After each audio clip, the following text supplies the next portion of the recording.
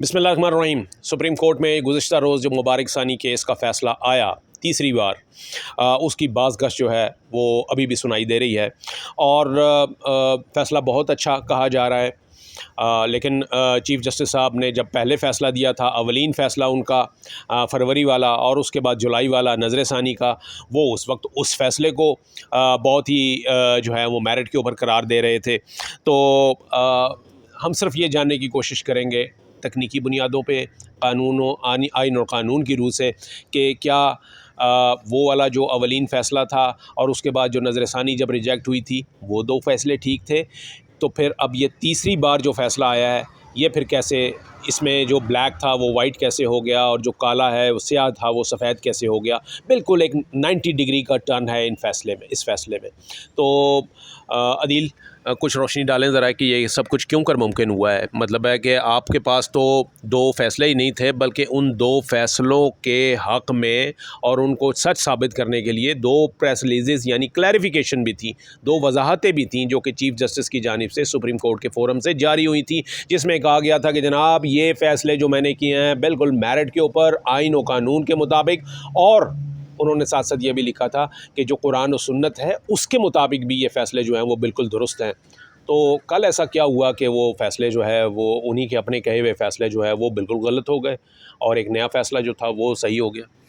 Sir, इसमें अव्वल तो चीफ़ जस्टिस काज़ी फ़ाइज़ साहब आप कह सकते हैं कि एतराफ़ कर रहे हैं कि उनसे गलती हुई है।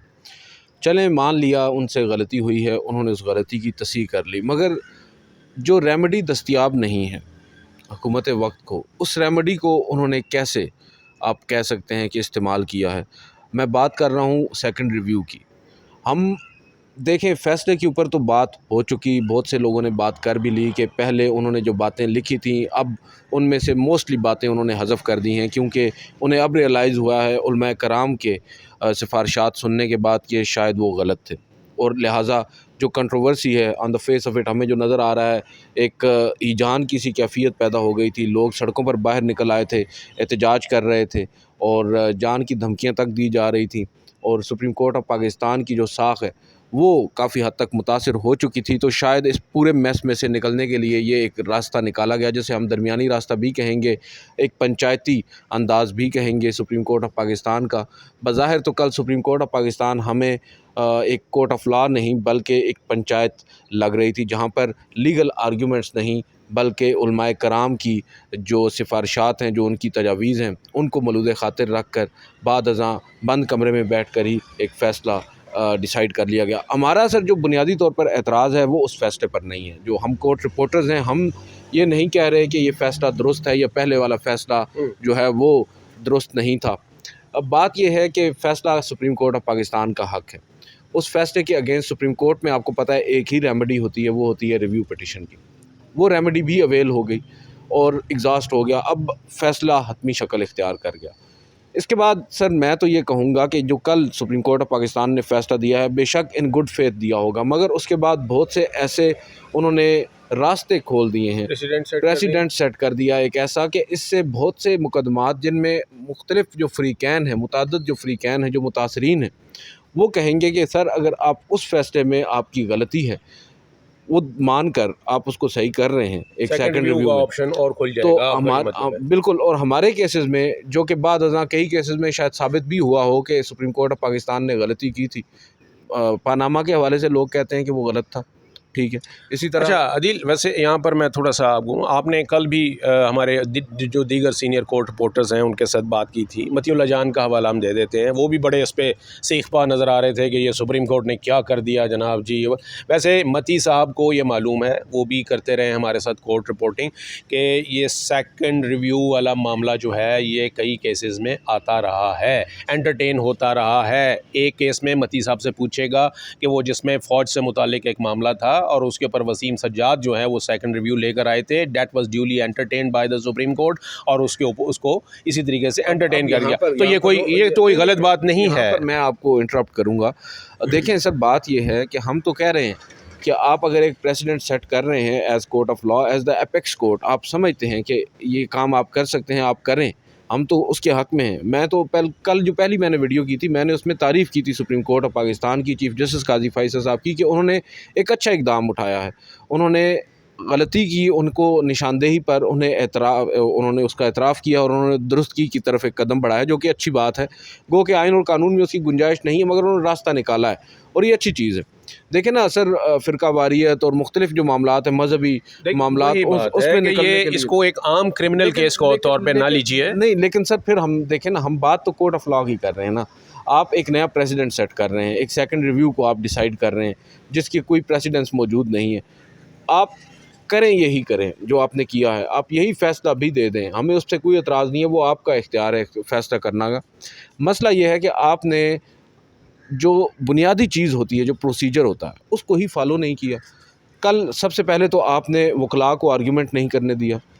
بھائی آپ کسی وکیل کو اپنے سامنے کھڑا کر اس سے پوچھ تو لیتے کہ یہ مینٹینیبل بھی ہے یا نہیں. آپ یہ سمجھ رہے ہیں کہ یہ پہلے سے پری ڈیسائیڈڈ تھا کہ یہ حکومت کی درخواست آئے گی اور اس کو لگایا جائے گا اور اس کو قبول کر لیا جائے گا؟ بظاہر تو یہی نظر آ رہا ہے. بظاہر کچھ انفارمیشن بھی ہے کہ کچھ میٹنگز ہوئی ہیں علماء کرام کے ساتھ, کچھ لوگوں کی میٹنگز ہوئی ہیں, کچھ ڈنرز کے اوپر بھی ملاقاتیں ہوئی ہیں. وہ چلیں, ہم اس طرف نہیں جائیں گے. ہمیں تو پتہ چلا ہے کہ کچھ عدالتی عہدیدار جو ہیں وہ بھی ملے ہیں, ججز کی بات نہیں کر رہا, کچھ عدالتی عہدیدار بھی علماء کرام سے ملتے رہے اسی کیس کے سلسلے. بالکل ایسا ہی ہوا ہے, کیونکہ بظاہر کوشش تھی تمام اطراف سے کہ اس مسئلے کو حل کیا جائے, اور ہم تو سر اس بات کی تعریف کر رہے ہیں. دیکھیں اچھا عزیز صاحب, ایک بات میں اور بتاؤں کہ دیکھیں یہ وہ کیس تھا جس میں اس بات پہ اسٹریس کیا گیا تھا کہ جی ہمیں قانونی نہیں, آئینی نہیں, بلکہ جو شرعی جو مذہبی رہنما ہیں, جو شرع کو سمجھتے ہیں, جو علماء کرام ہیں, جو ان اسلامک جورسپروڈنس میں جن کو ملکہ حاصل ہے, تو یہ تو چیف صاحب شروع سے کہتے رہے ہیں کہ جی ہمارے پاس آنی چاہیے, ہمارے پاس وہ آئیں وہ کہتے ہیں ہم نے نوٹسز بھی بھیجے.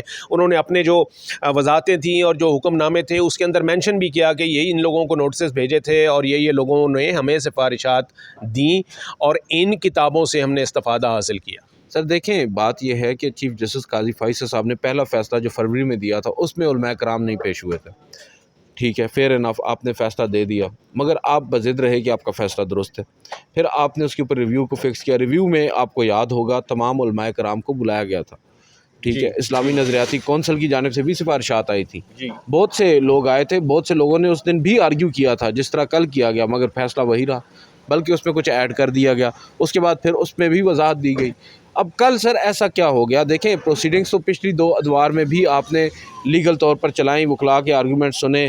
اب یہاں پر مسئلہ میں تو یہ سمجھتا ہوں کہ سب سے پہلے آپ کو پروسیجرل جو لیپسز ہیں ان کو دور کرنا چاہیے تھا. آپ کو چاہیے تھا اس کو پہلے اس کی جو مینٹینیبلٹی ہے اس کو ڈیسائیڈ کرتے, تاکہ سر ایک آپ کام کر رہے ہیں, آئندہ کے بعد یہ معاملہ دوبارہ آگے بڑھے گا. اور پھر چیمبر کے اندر آپ دیکھیں, بات یہ ہے چیمبر میں ملاقاتیں ہونا کوئی اتنی بڑی بات نہیں ہے. نہیں عدیل, یہ تو آپ مانتے ہیں کہ یہ کیس دوسرے کیسز سے, دوسرے کرمنل کیسز سے مختلف تھا, یہ تو بات آپ جانتے ہیں, نیچر آف دا کیس تو آپ دیکھیں. کوئی دو رائے نہیں ہے, لیکن سر اب بات یہی ہے نا کہ آپ کورٹ آف دا لا ہیں, آپ کو پنچایت تو نہیں ہے نا سر, آپ نے کچھ پروسیجرز کو بھی تو فالو کرنا ہے. نہیں, جس کیس میں وہ بار بار کہا جا رہا ہے کہ جی آئیں ہمیں بتائیں, ہم آپ سے رہنمائی لیں گے, تو اس میں اگر چیمبر میں بلا کے انہوں نے بات کر لی ہے کہ جی اچھا جی بتائیے, تو پھر بلاتے تو پھر شاید زیادہ مناسب ہوتا نا. کیس کی سماعت کے دوران چیمبر میں بلانا, جب آپ نے اوپن کورٹ میں, وہ آئے لیٹیگینٹ اسی وقت تھے نا, پہلی بار ہیں مولانا فضل الرحمان, پہلی بار پیش ہوئے ہیں, تقی عثمانی صاحب پہلی بار ہے وہ اس پہ آئے ہیں ویڈیو لنک پہ. آپ بڑے سینئر کورٹ رپورٹر ہیں, آپ کو بھی پتا ہے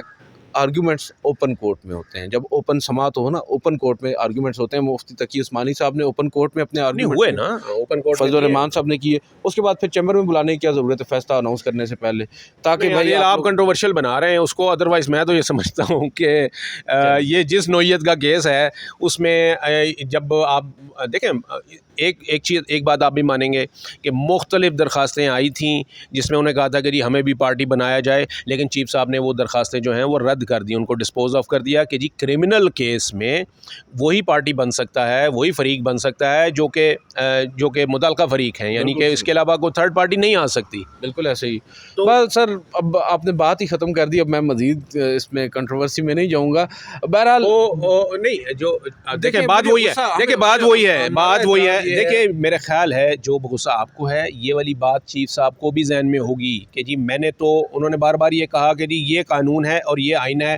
انہوں نے اپنے حلف کا حوالہ دیا کہ جی ایک جج کا جو حلف ہوتا ہے وہ اس سے تقاضا کرتا ہے کہ جی وہ آئین اور قانون کی پاسداری کہے گا, اسی جو جورسڈکشن ہے اسی کے اندر رہ کر ہی وہ فیصلے کرے گا. یہ انہوں نے مینشن بھی کیا. لیکن کیس کی نوعیت آپ سمجھ سکتے ہیں, مطلب ہے کہ عدیل بھی سمجھ رہے ہیں اور ہم لوگ بھی, اور ایون کہ یہ کیس کوئی عام کیس نہیں تھا. یہی ریئلائزیشن تھی جو کہ چیف جسٹس کو تیسری سماعت کے موقع پر, یعنی تیسری سماعت کہہ رہا ہوں, جب تیسری دفعہ یہ کیس ان کے سامنے آیا تو یہ ان کو ریئلائز کرایا گیا کہ یہ کوئی عام کیس نہیں ہے. اور جب کوئی عام کیس نہ ہونا جناب عدیل صاحب, تو پھر وہاں پر کچھ خاص چیزیں جو ہے نا وہ ہوتی ہیں. دیکھیں بات یہ ہم تو سر دیکھیں لوگ اس کو مذہب کے ساتھ جوڑ رہے ہیں. بات ہے سمپل سی, ہم جو تنقید کر رہے ہیں نا سر, ہماری تنقید کا جو محور ہے وہ پروسیجرز ہیں جن کو فالو نہیں کیا گیا. ہمیں اس فیصلے کے میرٹس پر نہ پہلے کوئی اعتراض تھا نہ اب اعتراض ہے, کیونکہ وہ کورٹ کا کام ہے, کورٹ کو کرنے دیں, وہ زیادہ بہتر ہے. اب دیکھیں ہمارے کچھ سینئر جرنلسٹ ہیں, آپ نے ابھی نام بھی لیا کچھ کا, ان لوگوں نے پروسیجرز کی بات کی ہے. اب ان کو بھی مذہب کے ساتھ جوڑ کر یہ بالکل ہم بھی یہی کہہ رہے ہیں اس بات کی عدیل صاحب, بالکل یہی بات ہے کہ یہی بات تو چیف جسٹس صاحب بھی کر رہے تھے کہ جی ہم تو آئین اور قانون کے تحت جو پروسیجر ہے اسی کو فالو کر رہے ہیں, اس کے مطابق یہ فیصلہ بنتا ہے. اور میرا خیال ہے اسی کے تحت انہوں نے بیل بھی دی ہے مبارک ثانی کو, بیل پر رہائی جو ہے وہ ان کی دی ہے. تو اس حد تک تو انہوں نے وہ کیا. باقی جو کمپلیکیشن پیدا ہوئی تھیں یا اعتراضات جو آئے تھے وہ اس وجہ سے آئے تھے کہ انہوں نے پھر آئین اور قانون کے بعد جو ہے نا وہ یعنی کہ وہ شرع جو ہے وہ بیچ میں لے آئے تھے, اسلامک جورسپروڈنس. تو اس کے اوپر جو ہے نا وہ پھر علماء کرام نے اعتراض کیا تھا, اور میرا خیال ہے کہ وہ اس کو انہوں نے اسی حد تک اس کو فیصلے کو اپنے کو امینڈ کیا ہے. بالکل ایسے بالکل. عدیل کیوں اس چیز پہ زیادہ نہیں بولنا چاہ رہے یہ میں بھی سمجھ سکتا ہوں, اور جو ہے نا آپ ہمارے جو ویورز ہیں وہ بھی اس بات کو سمجھ سکتے ہیں کہ یہ کوئی عام کیس نہیں ہے جس کے اوپر ہم اس طریقے سے بحث کریں. ہم نے بھی جو اس کے اوپر بات کی ہے وہ جو اس وقت فیکٹس اینڈ فگرز ہیں اور جو اس کیس کی ہسٹری ہے اور جو گراؤنڈ ریالٹیز ہیں اسی کے اوپر بات کی ہے. اس کے اوپر کوئی ایز سچ جو ہے ایکسٹرا آرڈنری کمنٹ ہم نے نہیں کیا.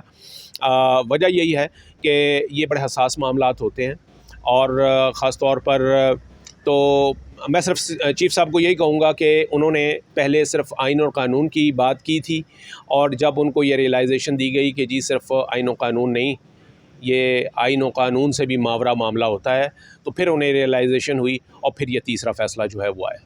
Thank you.